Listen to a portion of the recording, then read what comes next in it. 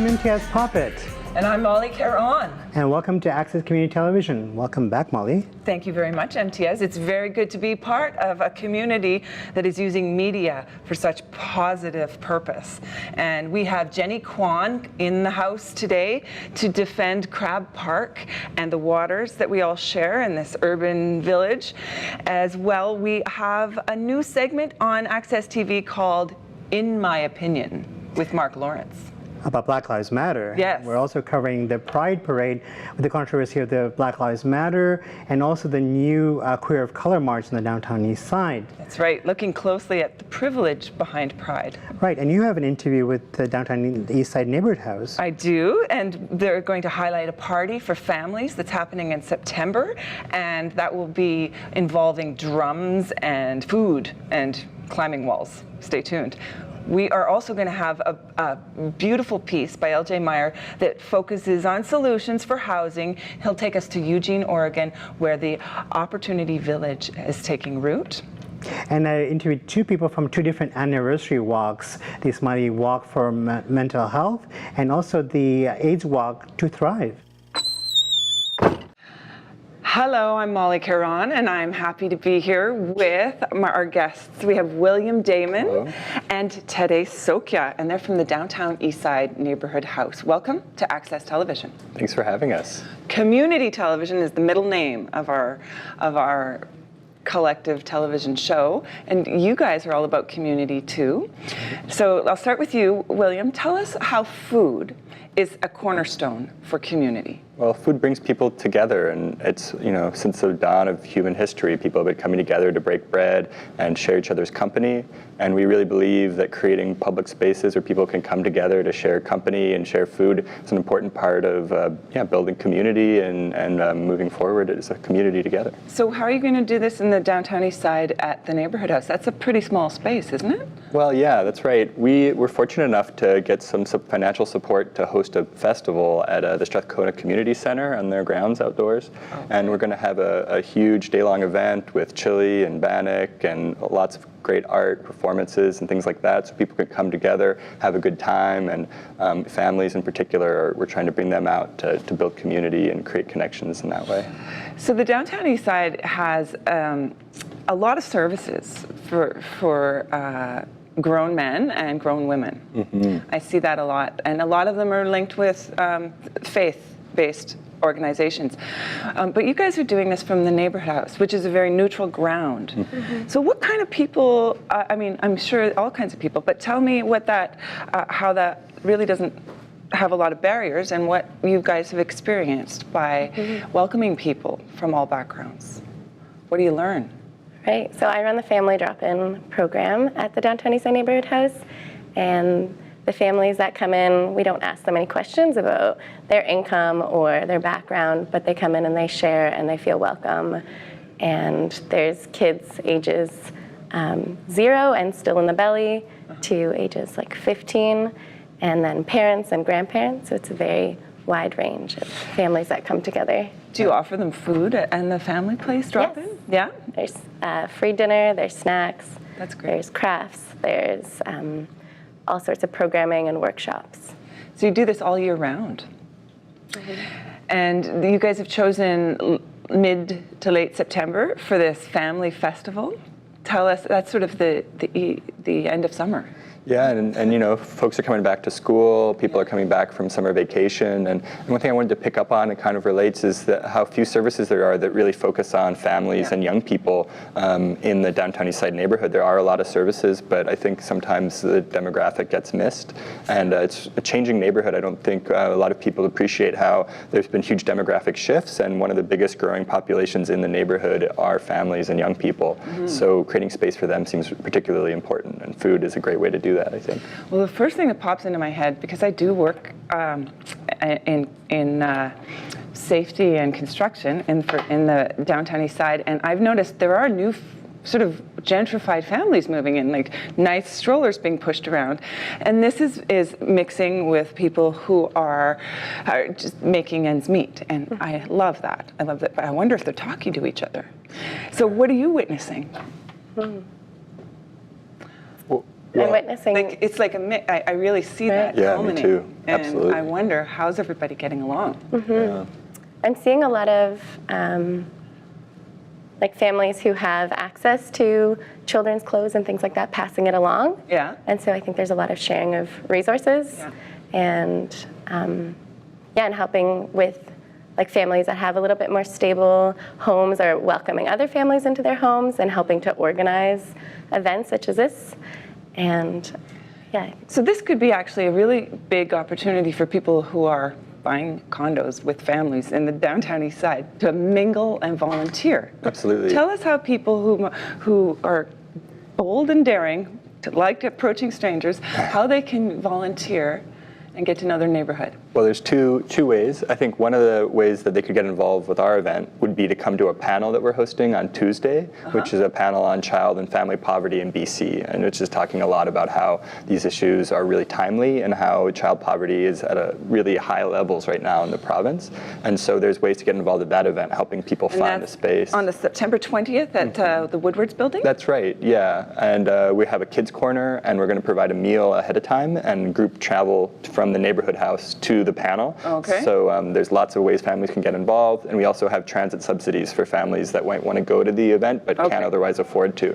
So that would be one way to get involved. And the other way would be to volunteer at the fair itself, which we mentioned, which there's going to be so much going on. There's going to be a climbing wall, there's going to be a petting zoo, there's going to be a drum circle, art performance, so much stuff, and we need lots of volunteers to make that happen. Okay, so that's an invitation to all of us, and it's happening at the Strathcona Community Center.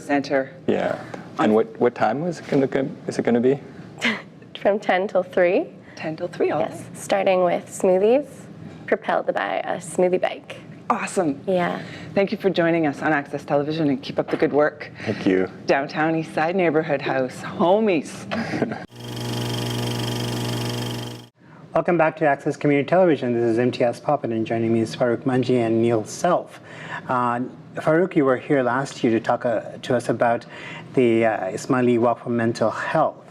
And this is also the 25th anniversary of the ISMALI Walk, so tell us about that. Yeah, we're really excited about this year's walk. So this is our second-year partnership where the walk awareness and the funds are going towards the Canadian Mental Health Association and VGH and UBC Hospital Foundation's brand new building, the Joseph and Rosalie Siegel Building for Mental Health, which will be up for next year.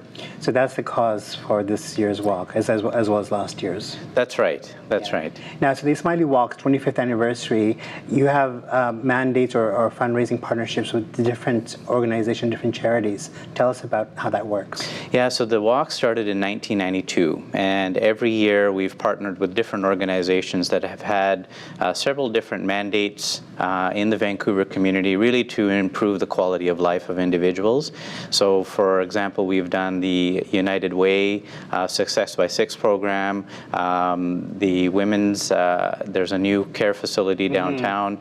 So these are the types of causes that we've been contributing towards. So when, where?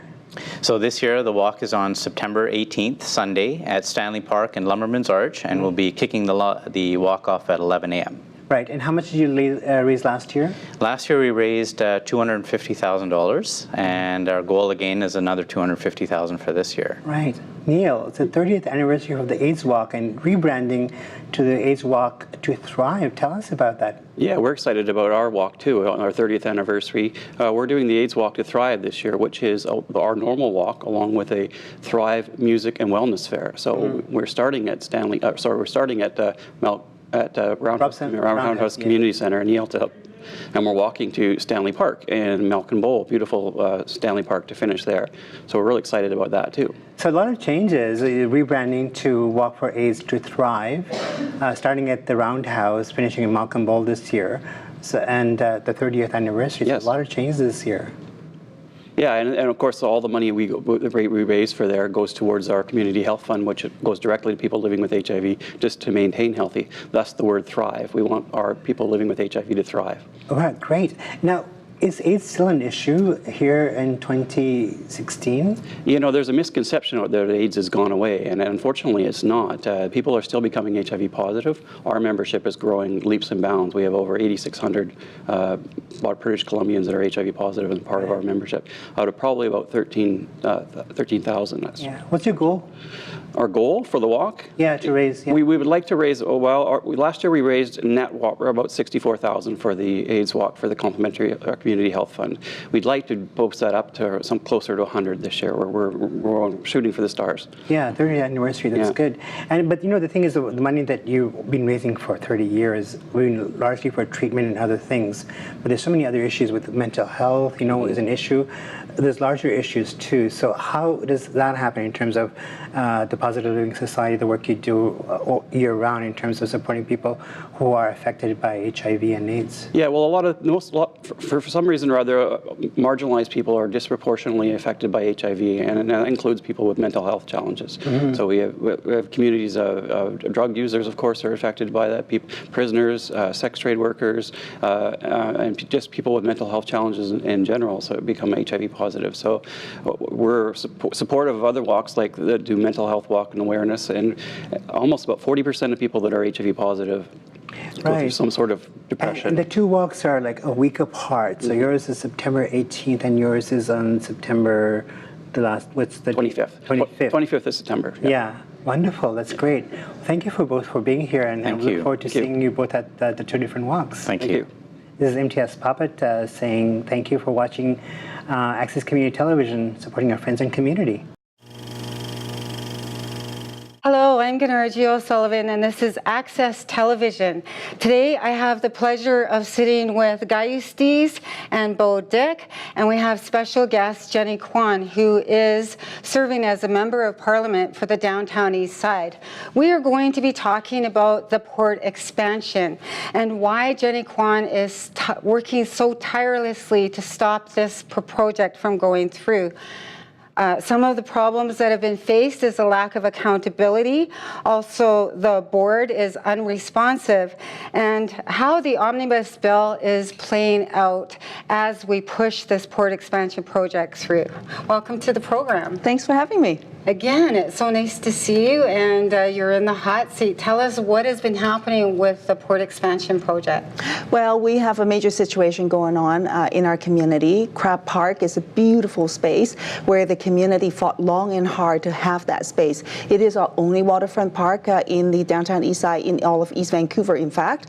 As well, the park serves many purposes. People go there not just for recreation, but in my view, it's also a sacred space as well.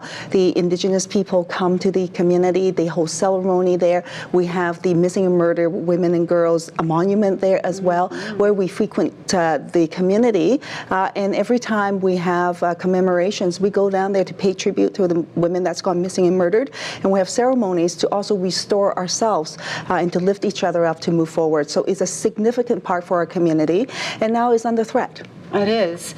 And why is it under threat? Well, the port, in fact, more specifically, Centerm Terminal wants to expand the pier there by really infilling about 7 acres of the pier area, just right in front of Crab Park. So imagine the park itself is 7 acres, and if you're going to have 7 acres of infill at the pier there, what that would mean for the park, and not just on the issue around the view, etc., but also environmentally as well. The increase in traffic, both by water, by land, and by rail, and the implications of that in the community. When you infill that area, the water flow is going to be impacted as well, and of course then the beach area in terms of the water would have significant effect.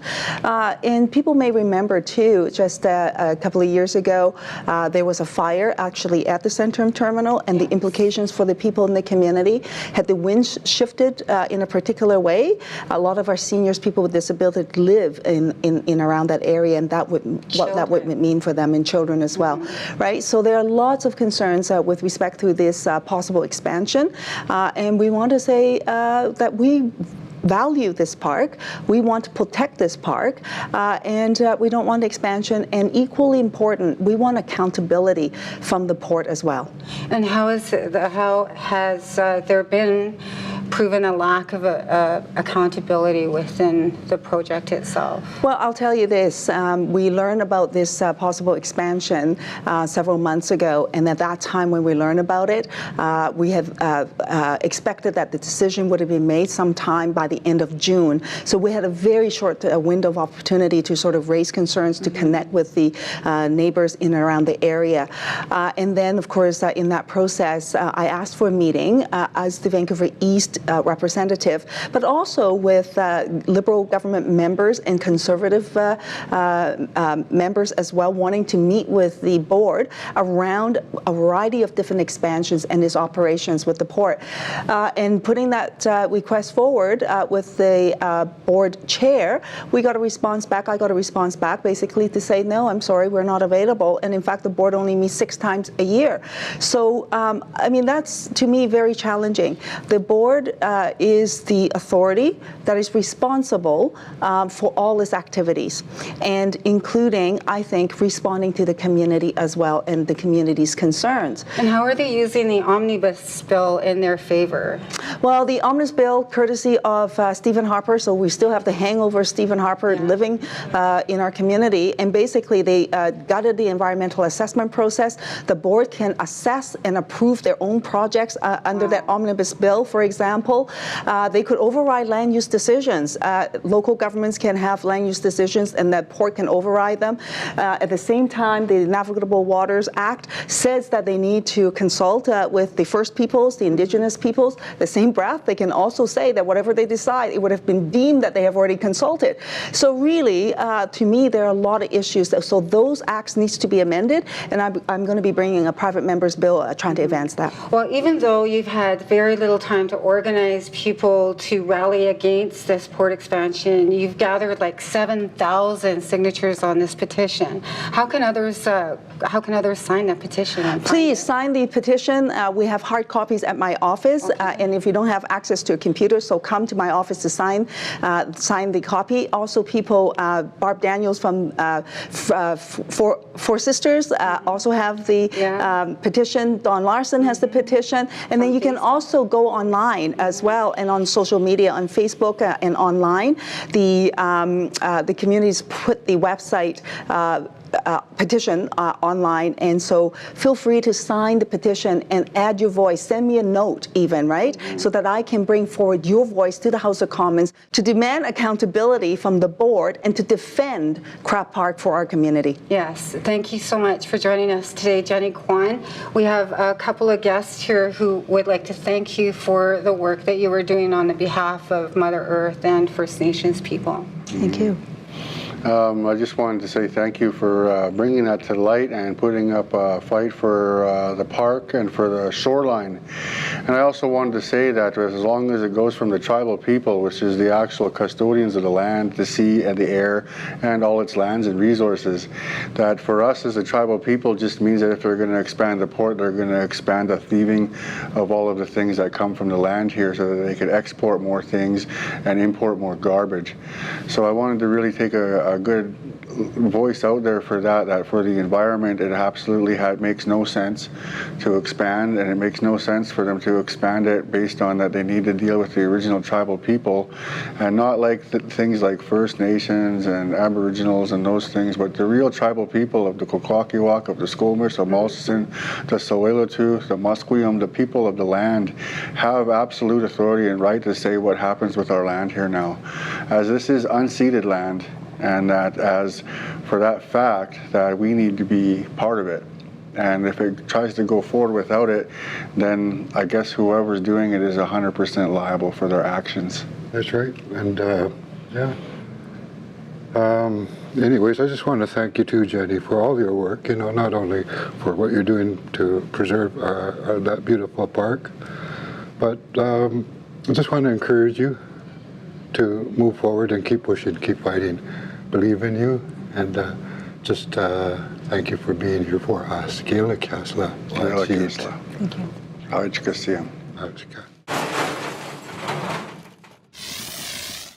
starting off with A Tribe Called Red, which will be playing at the Peony Forum in Vancouver on August 31st, 2016. A Tribe Called Red, who are Juno winners, are a Canadian electronic music group who blend instrumental hip-hop, reggae, moonbottom, dubstep-influenced dance music with elements of First Nations music, particularly vocal chanting and drumming. Dustin Harder, an indie blues Aboriginal singer-songwriter, will be touring on the West Coast in September on 2016. He'll be touring the whole West Coast, but on September 9th, he's playing at the Ivanhoe Pub. On September 20th, he's playing at the Fairview Pub, and September 21st, the Heritage Grill. Please check out for more dates on River Nation. Lytton River Festival, September 2nd and 3rd. The Lytton River Festival is a celebration of two great rivers, the Thompson Fraser and their historic and present role in the small community of Lytton, BC, featuring Sandy Schofield, Leroy Joe, and Kalan Wee, youth hand drumming, Aboriginal dancers, artisan demonstrations, and so much more. So check out that festival. The Victoria International Chalk Arts Festival, September 10th and 11th. Welcome to Canada's largest street painting festival, family-friendly and free to attend. ESCUU singers will be performing there, and there are a trio of First Nations women who create and perform songs in Plains tradition that tell stories of connections to the earth and the Creator and one another. Also performing are Adam Bay, Shauna Jan's 12 Tones, The Late Bloomers, and Drinkable Jazz. A few congrats. Congrats to Nadia Quadibens. Redworks Photography is being published. Rocky Mountain Books approached Nadia to publish a book of portraitures. So she's going through 10 years of portraits into one book. Can you imagine? Wow. I don't know how many times Nadia has traveled across Canada, back and forth. I'd love to find out all about all the famous people that she's photographed. Congratulations. Now I hope I get this right. Unreserved CBC Radio 1 just won an award from the New York Festival's World's Best Radio Program, kind of like the Oscars of the radio. Reflections of Oka, 25 years after the Mohawk standoff. Congrats to Rosanna Deerchild, host. Congrats to Kim Wheeler, producer. Congrats to Anna Lazowski, producer. I'd like to do a few shout-outs. Shout-outs to Kim Halliday, Indigenous from New Zealand, is passing through BC. Kim is a brilliant multi-instrumental skilled educator and international recording touring artist. For bookings, please check her out on Facebook. Sandy Schofield, I'd like to do a shout-out, hoping she has a speedy recovery from her injuries. She is injured and still continues to work. She's leaving tomorrow. Now I hope I get this right. Naklamak's territory to work with Lytton community members on Savage Society's The Boy Who Was Abandoned, featuring Sam Bob, Rondine Harris, Tarrant Kootenaheo, and Kevin Loring. I'd also like to do a shout-out to Bill Wilson.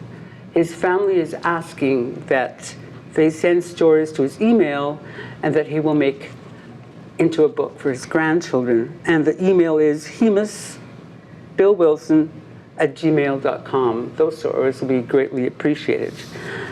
Another shout out to Lisa Meaches, who's in the Calgary Hospital at the moment, wishing you a speedy recovery, is a well-known Indigenous activist, a film producer, and an executive director of Winnipeg's Manitowabi Festival. A few more shout-outs. Maker of Monsters, a documentary. You can check this trailer out on YouTube. Please look it up. It's about Bo Dick, basically about arts, culture, and spirituality, more about his life. You've got to check it out. Bo Dick is a Northwest Coast artist who's also doing Documenta, the biggest international art exhibition. He will be performing with his tribal people at Greece at the Acropolis and Germany at Kessel. Thank you. This is Access Television. Yeah, hi, Delanna. My name is Kekwanoke, and known as Gary Oliver. That's my colloquial name. I want to ask you today is you're a well-renowned blues artist. Yes. And you're in the Blues Hall of Fame in New York City, correct? That is correct. Yeah. So what kind of projects have you been working on lately? Well, I am recovering from 2 minor strokes, so I've had a break. and now I am beginning working on new material. I had a lot of time to myself, so I've written some songs for the new CD, and I'm also working on an organization that I started 8 years ago called the Downtown Eastside Center for the Arts. So what is the Downtown Eastside Center for the Arts? What does that Well, it's an arts organization that provides accessible arts programs to people in the downtown east side. When I was ill, I did some reviewing of how we deliver our programs, and we've changed the way we present programs. Arts is a powerful healing tool and a gentle way to connect to people. However, in the downtown east side, there are lots of arts programs, but we don't deal with the whole person.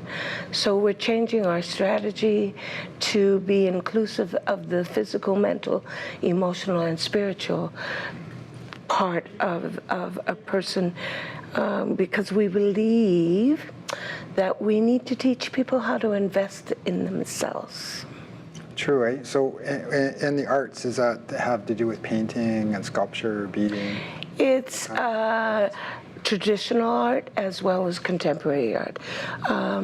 For example, we do a community quilt program. We are doing a program specifically for seniors that combines the 4 things that I mentioned. We did a survey of 170 seniors, and the statistics were startling. So we need to change the way we do things, but built around an arts mandate. So it's very healing, right?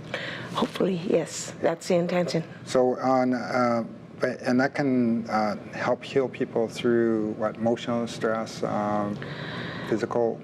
Well, what we're going to do is we're going to have the opportunity to provide medicine people, medicine keepers, and alternative therapy for them as well. Oh, cool. Is that, what is alternative therapy? Things like meditation, acupuncture, massage, shiatsu, that kind of stuff. What about aromatherapy? Maybe. Yeah? Yeah, if we can find the right person. Yeah. Yep. And but do you do also beading, or? Yes, we'll be doing beading, traditional blankets, regalia, for sure. Any sculpture? We haven't got there yet. We want to start with a certain amount of programs, make sure they're running smoothly, and refine them. Then we'll add other programs. Hello, I'm Sherry. Welcome to my health segment on Access Television. Today we have a wonderful guest, Catherine Fallis, who will be talking about somatic experiencing. Catherine, it's a pleasure to have you. Thank you. At the studios. Thank you very much. So let's get right into it. Okay. What is somatic experiencing? Somatic experiencing is a body-oriented therapy that was developed by Dr. Peter Levine, and he observed animals in the wild and observed how their nervous systems coped with the stresses of being chased and all these other things that animals in the wild typically experience. And he worked with stress in NASA, and he developed a way of helping humans be a little bit more aware of what's happening in their nervous systems. And how can we be more aware of what's going on inside of us? What are some of the signs or symptoms that something's not right? Well, what the work definitely mostly is helping people learn how to notice what's happening already in their nervous system. So that's watching your breath, watching your heart rate. So increased heart rate, increased breathing. It can just be tingling, hot, cold, any of those kinds of things. What we say is that sensation is the language of the nervous system. So basically it's about learning how to notice the sensations that are going on inside your body. And once we're aware, what do we do? And what is involved in these sessions? Well, first of all, we try to help people notice what's working for them already. If they're having anxiety or depression, we're trying to find out when do you feel most at ease? What is it that already you have happening in your life that enables you to feel a little less stressed out? And it's very individual, isn't it? That's right, because certain things work better for certain people, but there are also general things like what we now know is that the human face and the human voice can be very settling for people. That's why if you've had something really stressful happen to you, to talk to someone that you love or who you know really cares about you is one of the best things you can do, because that's part of our mammalian heritage. It's we call it a psychobiological approach. But lots of other things, I hear over and over again from people, like walking in the woods, listening to music, petting my pet, my cat or dog, playing with my grandchildren. So whoever's watching, they should ask themselves, what relaxes them?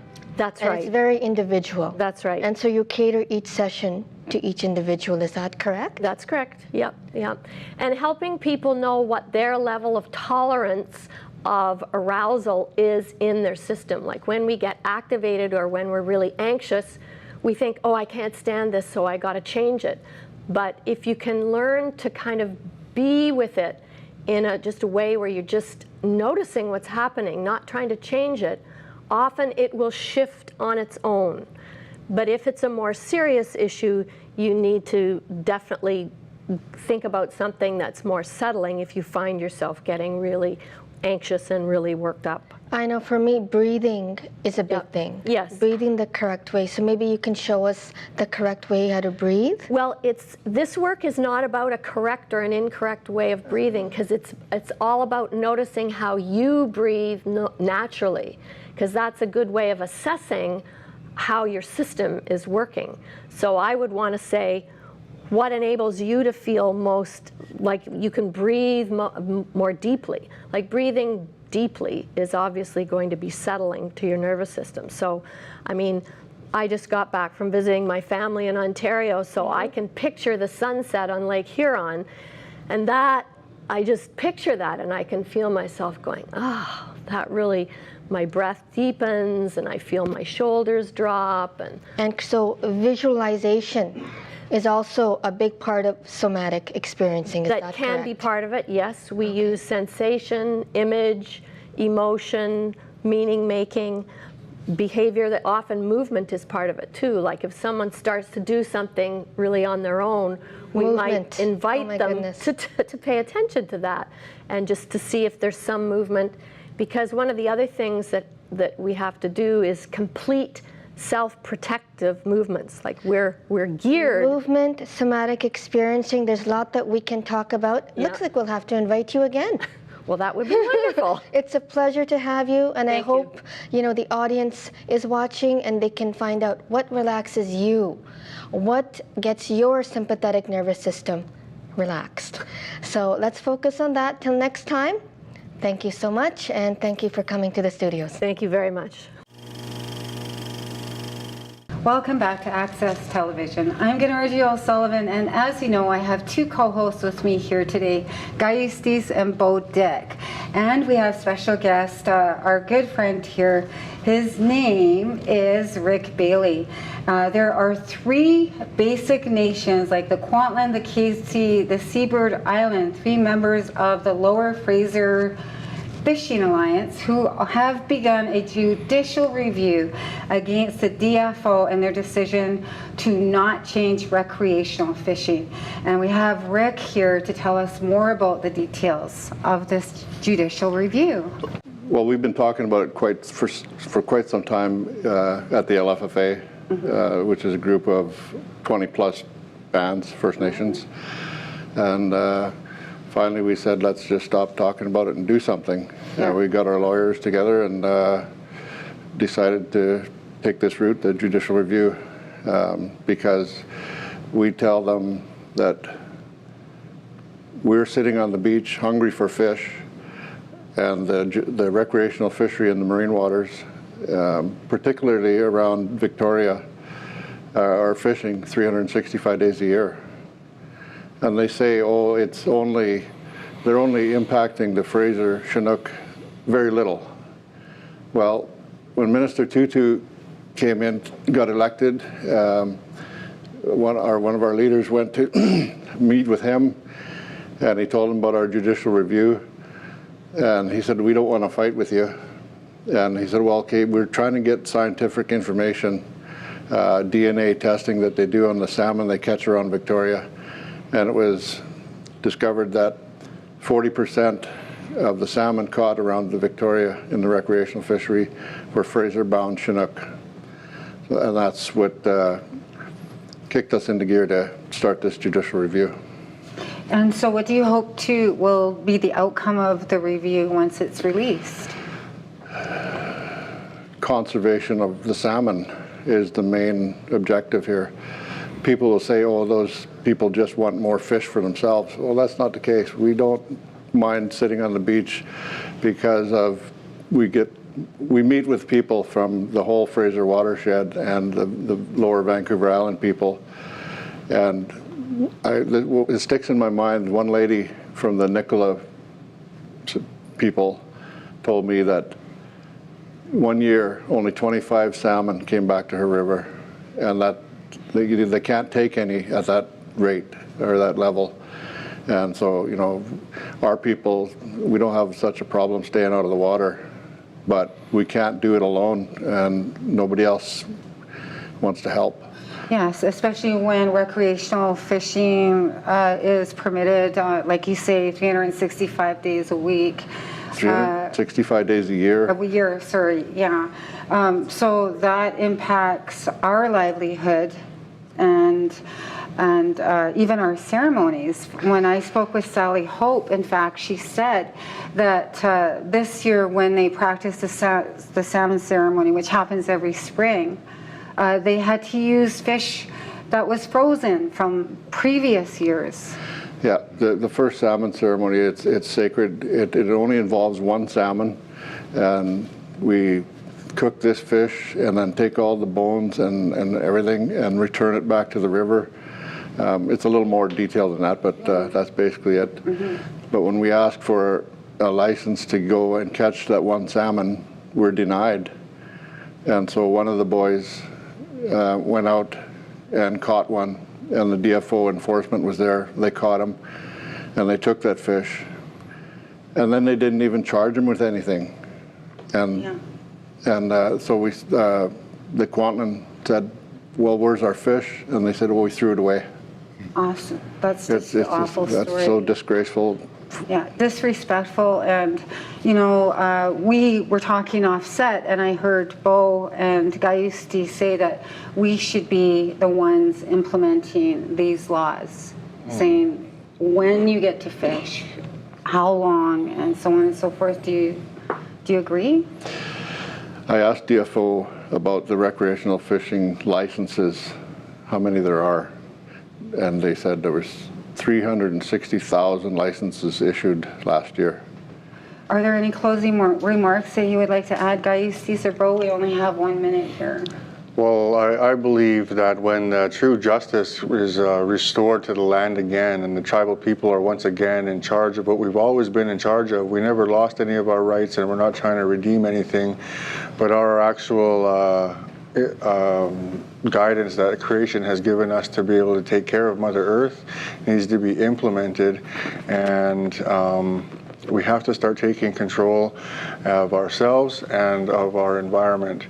And I believe that that's the way to go for all people on the planet, is that the indigenous knowledge needs to be not only shared, but they need to hand over the control over to us.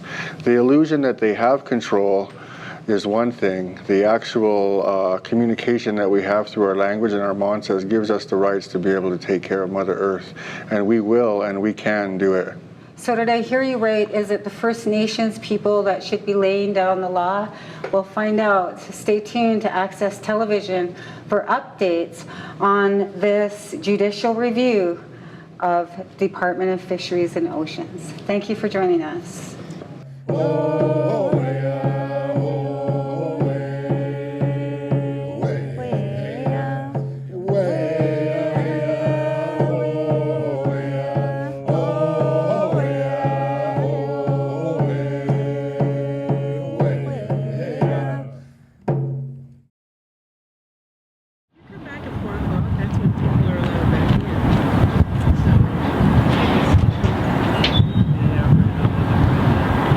My name is Andrew Heaven, so I'm the project director of Square One Villages and also the author of Tent City Urbanism.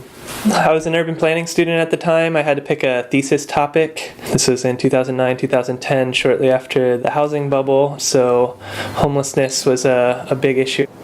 I started reading newspaper articles about tent cities that had been popping up as a result of the recession. The articles were kind of superficial in nature and didn't have a lot of details, so I wanted to go and visit some of these places and see what they were actually like. So yeah, it started as a thesis project and has since turned into a book. I started by visiting a number of camps throughout the U.S.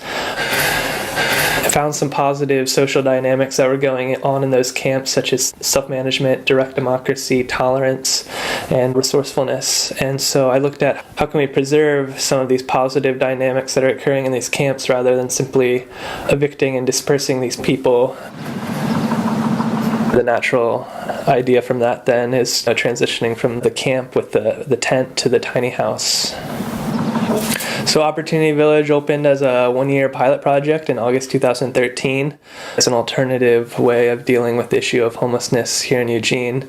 It kind of came to the table as a result of our local Occupy camp in the fall of 2011. We found that there was over 200 people that were staying there that were otherwise homeless. So the eviction of that camp, really catalyzed public concern around the issue of homelessness. The mayor created a task force on homeless solutions, and their number one recommendation was to create a safe and secure place to be. So we formed a nonprofit shortly thereafter to become that place to be. We opened in August 2013.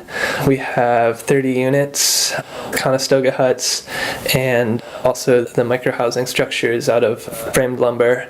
We have about 35 people here at a time.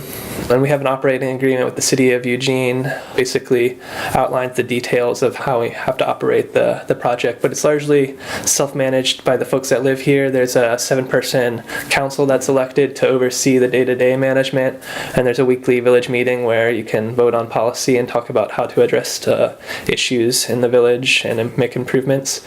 And then we have a nonprofit organization known as Square One Villages, which I'm the project director for, and we basically provide oversight to the village and make sure that the decisions that they're making are within the operating agreement with the city of Eugene. Dignity Village has been open since 2001 and has a lot of great experience with this sort of self-governance model. We adopted a lot of rules that we found that worked there, so we have the same 5 basic rules: no violence, no theft, no alcohol or drugs on site, no persistent disruptive behavior, and then everybody must contribute to the operations of the village. So not only are there things that you're not supposed to do, but also everybody here does 8 hours of front desk duty. So we have a 7-person council that's elected, so they are tasked with maintaining order on the day-to-day level, but each villager has the opportunity to fill out an incident report if they see somebody breaking a rule. What you'll find is once you have any gathering of people of a certain size, or you always have people that are interested in protecting their home, people will hold other people accountable that are breaking those rules. And so we have had evictions. We try to find alternative solutions first, but there's some people that just don't make it in a community environment and sometimes have to be asked to leave. We've had a few issues of domestic violence or violence of one person versus another, and that would be where the police officer would be called. But I actually think we have a lower police call rate probably than your average neighborhood. We actually were required to have an intermediate security company when we first opened because the city thought there would be all sorts of things, and then we never actually needed to call them. So after the first year, we were able to ask if we still needed to make this monthly payment, and so now we no longer have that. We actually had the house across the street was on fire. We have somebody that does overnight shift on the gate, and they were actually able to call the police on the fire and were credited with saving 3 lives. So it provides more eyes on the streets and creates a safer area in general. Sure. So we estimate it takes about $3 a night per person to run this, so it's actually a very cost-effective solution. The residents here pay $30 a month towards the utility fee, and those people without an income can help with fundraising efforts or the likes. So one of those $3 is covered by the residents, and then the other $2 is covered by our nonprofit, currently through fundraising. We'd like to develop some sort of micro-enterprise where we could create an income to cover that other 2/3. At Dignity Village, they do the wood shop. The type of idea where the village could provide a service where people in the community could come and provide a little income is kind of our vision for the future. The primary contribution from the city is the land, so they lease us this land for $1 a year. We basically use modular panelization techniques, so we use the standard dimensions of lumber to reduce waste. So we take a 4x8 sheet of plywood and frame that with 2x4s, insulate it, and then have interior paneling. So you basically have these 4x8 panels that are pre-manufactured in our shop, and then we basically would bring over all the panels that we had built, and then those can be assembled into one of these 8x8 or 8x10 structures we have here. And we have a contractor that works with us to provide oversight. We've kind of made use of volunteer labor with contractor supervision. Has been a way that we're able to reduce costs. So here at Opportunity Village, our utility hookups are consolidated to our common facilities. So the individual units kind of act as detached bedrooms. And then we basically have a common kitchen facility, a common bathroom facility, and a common living room. And that really allowed us to reduce development costs. Each person's story is different. We've had people that just needed a place to stay for a couple months in order to save up enough money to get their apartment. We've had people that have been here since we've opened for 2.5 years. And each person's situation is unique. But in terms of transition, I think we've had 90 people stay since opening in August 2013, so that's about 2.5 years. We've had about 60 people transition out. It's about 2 to 1 in terms of 2 people going to permanent housing versus 1 being asked to leave for rules violations. So I think we've had about 40 people transition onto more permanent housing. We've had a lot of success with veterans, so one thing that the city is focusing on here in Eugene is providing housing for veterans. So a lot of our veterans here were able to find subsidies in order to transition from here into housing. But what we found is that we have a lot of people with a small amount of income, but it's not enough to afford, market rate housing. And the Section 8 waiting list right now is closed. You can't even get on the waiting list. I think it's been open for maybe 2 or 3 weeks in the past 2 or 3 years. So, the subsidies just aren't there. So that's kind of guided the focus of our next project, Emerald Village, where we're providing very low-cost housing for very low-income people. So with Emerald Village, we'll be basically creating a permanent affordable housing model where people can pay $250 to $350 a month, including utilities. So that actually becomes affordable to somebody with an income as low as $700. Each unit will be hooked up to electricity and plumbing and have a small bathroom and a small kitchen. So it'll be a more permanent version based off of a similar village concept. We'd also like to help other organizations in other areas and in other cities try to do similar work to what we're doing. We get probably a handful of emails each week from a different city looking to do an opportunity or an Emerald Village. What we're going to focus on is creating what we're going to call a tiny house village toolbox. So it'll kind of include all the technical materials that goes into developing something like this, and then also offer training and supporting those organizations in developing other tiny house villages throughout the country. You go to squareonevillages.org, we have a resources section that basically provides all the key documents. So that operating agreement I was talking about earlier, you can get online and you can look at that agreement. Everybody has this idea to create tiny houses for the homeless, but I think they kind of get hung up in some of the technical details and working with their city officials. So I think something that we can do is kind of bridge that gap. The average affordable housing unit is costing upwards of $150,000 here in the States. And those are great units and we need more of them. But if we look at the supply of funding and the historical supply of funding, and then we look at the demand for these units, we're never going to build ourselves out of this problem doing things the way that we've been doing it. So we're trying to come up with some alternative models for kind of bridging that gap between the street and traditional shelter models. And so I think Opportunity Village kind of offers that first step up.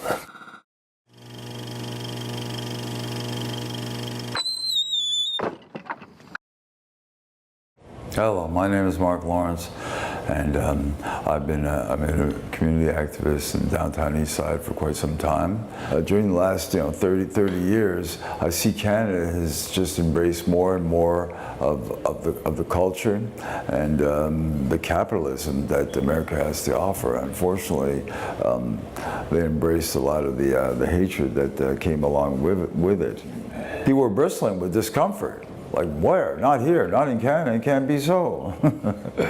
But I grew up in Montreal, and I gotta say, that was true. That was true to form, because I never received any racial attention when I was there.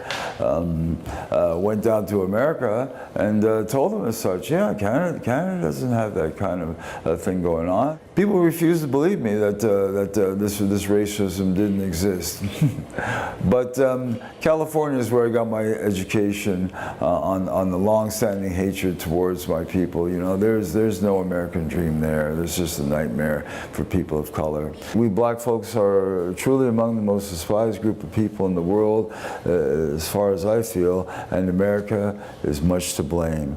They have poisoned the way the rest of the world interacts with us. I've seen this in the way it plays out in other cultures. You know, all the rest of the world knows about us is through culture, is through media, and media rarely shows us in a positive light. I became to realize that blacks will always be subject to the whims of those in power. You know, one point, 5 million black men are locked up in America right now. This is far too disproportionate to the overall population. Amnesty International has statistics that say blacks make up 12% of the population, but 42% of the prison population. When you lock up that many brothers and sisters, you've institutionalized enslavement. When we're released, we're not able to vote. We're not able to sit in a julie pool with our peers. So that's your basic right as a citizen. If you can't vote, then you have a voice. It's a cancer. It festers and grows. So that's why we have this Black Life movement that goes on. Through the years, I had hoped Canada would not embrace this type of hatred, but to a large extent it has. In 1974, when I first came to Vancouver, I found the most friendliest city ever. People were kind, hospitality abounded everywhere. People invited me into their homes, they fed me. I wasn't asking for a handout. They just, this was, wow, Western hospitality, it's real. I'm embracing it. Exactly 32 years later, I returned to Vancouver and found the most beautiful city I've ever lived in, with the greatest, is turned into the most racist city I've ever been in. Last year I experienced a racial attack on almost a weekly basis. I'm saying, what happened to Vancouver? You know, I see Canadians' hearts are changing. It was real nice that our Prime Minister, Justin Trudeau, came out here and stomped around in the Gay Pride Parade, but that was a prime opportunity to say that equality goes across the board. People are not prideful about people living in the downtown east side. They don't embrace them at all. And they're people just like anybody else. They want dignity, they want justice, they want fairness. And Prime Minister, being the poorest city, or the poorest district in all of Canada, can you help me out? Give me a helping hand. You know, you might say I'm getting off the subject, but yeah, it's not about black. It's about yeah. I don't want it to be just about, you know, the black man. You know, somebody even said that, well, that's racist to just exclude all others because you think you're more important. I said, well, we gotta keep fighting. Our struggle's not over. You know, and just like these people living on the street, their struggle's not over. You know, MTIAZ always feels so progressive here in Vancouver with the Pride Parade. And I'm learning that there's been an intersection of Pride and Black Lives Matter. Tell us what that's about. Well, many organizations did not march in this year's Pride Parade because of their solidarity with Black Lives Matter's concerns over police presence. And there's also a Queers of Color march this year from the downtown east side. Stephen Emery and Wendy Havens covered both events. Access TVs everywhere. And then Toronto did an action at Pride, and they brought it home to Pride. It connects with this larger thing that's happening, and that is people who present themselves as progressive. The height of progressiveness is to accept a gay person, or a queer person, or a trans person. You are seen as having arrived in your, progressiveness. Marching in the Pride Parade becomes a way of showing that you are accepting of diversity, you're accepting of people, and so you see more and more corporations, politicians, everyone being part of Pride Parades, and the police.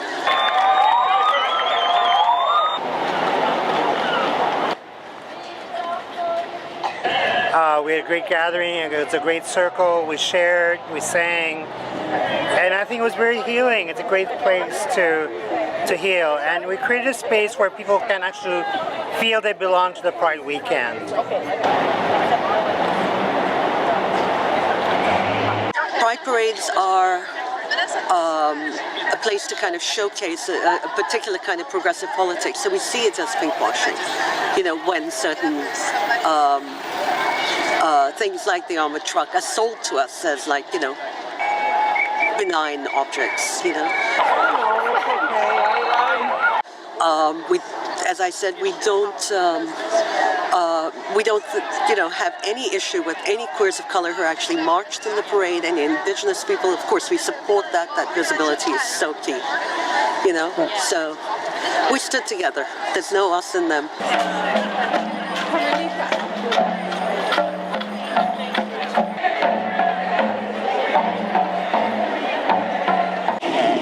Stories, their situations, they stopped on the way home.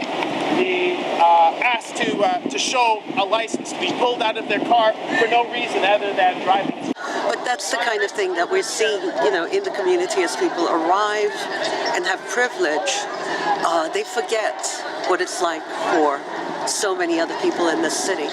And I think Black Lives Matter spoke not just for Black people and what they go through and the particular kind of racism they experience in the city, but they also spoke for Indigenous people who actually get the brunt of it in the city, and marginalized people, poor people, and people of color, If you made a complaint against the police, that the police would come to your door in order to get more details about the complaint.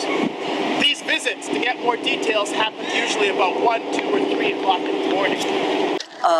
You see the police marching in Pride parades, and on one level it's good, right? We want police presence. We want the police to be our friends. We do not want the show of force. We do not want the armory being sold, as a people protecting mechanism.